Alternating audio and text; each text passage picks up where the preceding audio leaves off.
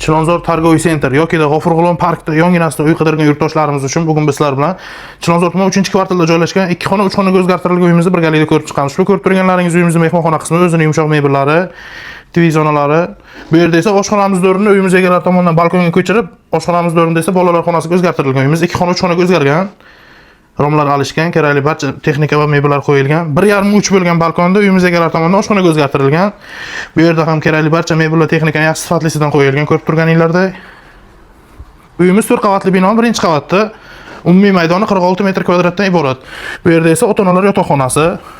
Bu yerda ham sifat va rang uyg'unligiga alohida e'tibor berilgan. Did bilan jihozlangan, ko'rib turganinglardek. Uyimiz tarsovoyda joylashgan bo'ladi. Devorlarimiz utuflit qilingan. Glan eshigidan kirib kelish, glan eshigida alishtirilgan va razdelniy sanuzulimiz bo'ladi. Vannamiz, kafellar terilgan patologgacha. Va hojatxonamiz.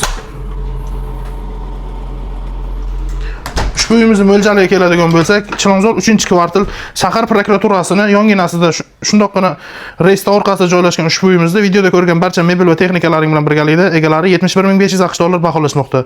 Agarda kimgadir qiziq bo'lsa, opsioniyadagi raqamlarga qo'ng'iroq qilishingiz mumkin.